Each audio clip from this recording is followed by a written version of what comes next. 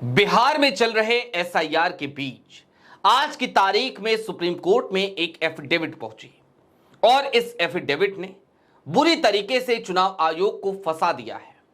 यह एफिडेविट दरअसल एडीआर की तरफ से दाखिल की गई। इलेक्शन कमीशन ऑफ इंडिया ने बीते दिनों एक एफिडेविट दाखिल करी थी और उस एफिडेविट में सीधे तौर पर यह कह दिया था कि मिलॉर्ड, हम आधार कार्ड को या राशन कार्ड को कभी भी जरूरी दस्तावेजों की सूची में शामिल नहीं कर पाएंगे। यानी कि उसने सुप्रीम कोर्ट के गाइडलाइंस का, निर्देश का, सुझाव का सीधे तौर पे खंडन कर दिया था और सुप्रीम कोर्ट की बात मानने से इनकार कर दिया था।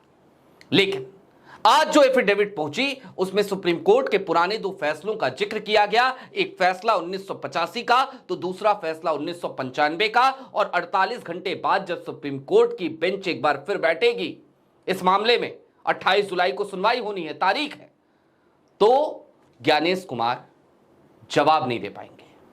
नमस्कार, मैं स्वप्निल और आप मुद्दा देख रहे हैं। दोस्तों, क्या है पूरी खबर, क्या है पूरा माजरा, उस तरफ चलेंगे। सुप्रीम कोर्ट के वो दोनों फैसले भी आपको बताएंगे, लेकिन उससे पहले एक छोटी सी अपील है। 2.5 साल पहले 2022 में हमने मुद्दा चैनल की शुरुआत करी थी एक डिजिटल प्लेटफॉर्म के तौर पर। देखते देखते प्लेटफॉर्म बड़ा हुआ, बड़ी तादाद में लोग जुड़े, लोगों की मोहब्बत मिली। लेकिन आज से 2 महीने पहले मुद्दा चैनल हमसे छीन लिया गया।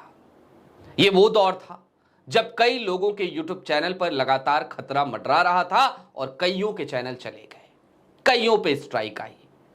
हम भी भुक्तभोगी हैं, लेकिन हिम्मत जुटाई, फिर से आए आपके सामने और फिर से सत्ता से सवाल कर रहे हैं। लेकिन हम जब पुराना मुद्दा चैनल ऑपरेट कर रहे थे उस समय आपको पता होगा हमारे bank accounts, main bank accounts freeze किए गए थे। वो समस्या थी। उसके बाद इस चैनल का छिन जाना, पुराने चैनल का छिन जाना, एक बड़े बेस का छिन जाना। हौसला है, लिहाजा फिर से वापसी की है। लेकिन अपील यह है कि यदि आप सक्षम हो और यदि आप चाहें तो छोटी छोटी आर्थिक मदद मुद्दा की जरूर कीजिएगा। स्क्रीन पर दिख रहे क्यूआर के जरिए आप ये मदद हम तक पहुंचा सकते हैं ताकि हमारा ये हौसला यूं ही बना रहे। अब आगे बढ़ते हैं। इस अपील में जो वक्त हमने आपका जाया किया इसके लिए क्षमा प्रार्थी भी हूं। खबर की तरफ चलते हैं।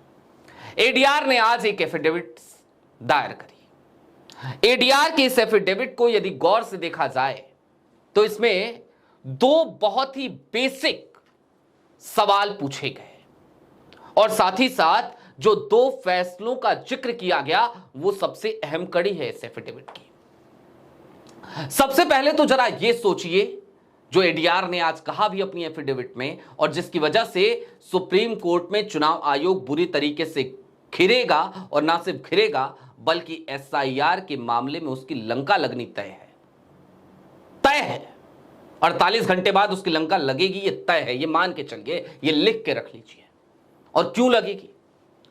एफिडेविट में सीधे तौर पे एक तर्क दिया गया कि जनाब एक बात बताइए, चुनाव आयोग कह रहा है कि पासपोर्ट दस्तावेज है, वैलिड दस्तावेज है, जाति प्रमाण पत्र या अस्थायी निवास प्रमाण पत्र यह भी वैलिड दस्तावेज है, लेकिन आधार कार्ड और राशन कार्ड को हम नहीं मानेंगे।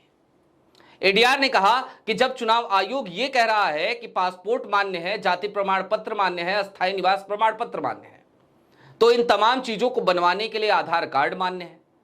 ऐसे में यदि आधार कार्ड फर्जी है तो फिर ये तमाम दस्तावेज भी फर्जी हो गए। तो फिर भला इन दस्तावेजों को कैसे मान्यता दी जा रही है चुनाव आयोग के जरिए? जिन दस्तावेजों का आधार ही आधार कार्ड है उन दस्तावेजों को मान्यता मिलेगी और आधार को कह दिया जाएगा निराधार है। ऐसा कैसे चलेगा भैया? पहला सवाल। और उसके साथ ही साथ 2 फैसलों का जिक्र। कौन से थे 2 फैसले? एक फैसला है 1995 का और एक है 1985 का। 1995 का फैसला है लाल बाबू हुसैन बनाम भारत सरकार, 1995। पहले से दर्ज मतदाता को नागरिकता साबित करने की जरूरत नहीं। दूसरा है इंद्रजीत बरुआ बनाम चुनाव आयोग 1985। मतदाता सूची में नाम होना नागरिकता का प्राथमिक प्रमाण है और इसे चुनौती देने वाले पर इसका खंडन साबित करने की जिम्मेदारी है। दरअसल मैं आपको कुछ चीजें और अब बता देना चाहता हूं। ये जो दो फैसले हैं ये महत्वपूर्ण क्यों हैं? 1994 में कमोबेश यही हालात बन गए थे। चुनाव आयोग ने एक दिशा निर्देश जारी किया और कहा कि बहुत सारे लोग हैं जो बाहरी हैं, जो भारत के नागरिक नहीं हैं लेकिन वो मतदाता बन गए हैं, तो जरा उनकी जांच की जाएगी। हालांकि सियासी घमासान जिस तरीके से आज मचा है उस समय भी मचा था और लोगों ने कमोबेश यही आरोप लगाए थे कि चुनाव आयोग एक खास वर्ग को टारगेट कर रहा है और उनको वो मतदाता सूची से बाहर करना चाहता है। लेकिन जब यह बवाल काफी ज्यादा बढ़ा तो फिर धीरे धीरे याचिकाएं अदालतों में पहुंचने लगी और एक याचिका अदालत में पहुंची, एक मामला अदालत में पहुंचा जिसको लाल बाबू हुसैन एवं अन्य बनाम चुनाव आयोग के नाम से जाना जाता है। और इस याचिका में जो फैसला सुप्रीम कोर्ट ने सुनाया इस मामले में वो बेहद मायने रखता है। सुप्रीम कोर्ट ने दो चीजें बिल्कुल कट टू कट क्लियर कर दी थी उस वक्त पे 1995 के अपने फैसले में। और आपको पता है सुप्रीम कोर्ट का कोई भी फैसला एक कानून की तरह होता है जब तक कि उस फैसले को ना बदल दिया जाए।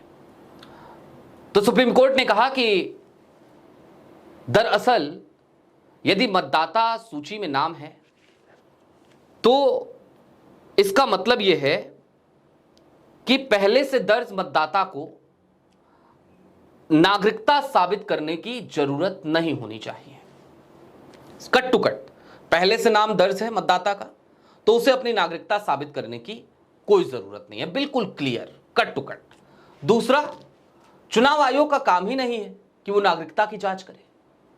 और इस बार भी जब इस मामले में अभी हालिया दिनों में सुप्रीम कोर्ट में सुनवाई हो रही थी तो जस्टिस बागची ने लगभग यही बात कही थी कि आप उसमें क्यों पढ़ रहे हैं भाई, आपका क्या लेना देना।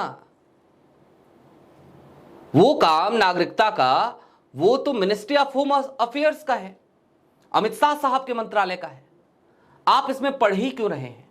ये सीधी बात कही थी उस वक्त पे भी। यानी कि कुल मिलाकर आज की तारीख में एडीआर ने जो एफिडेविट दी है उस एफिडेविट के जवाब में जो एफिडेविट चुनाव आयोग ने सुप्रीम कोर्ट में लगाई थी जिसमें उसने कहा था कि आधार कार्ड को नहीं मानेंगे, राशन कार्ड को नहीं मानेंगे, इस वाली एफिडेविट ने चुनाव आयोग को बहुत बुरी तरीके से फंसा दिया है।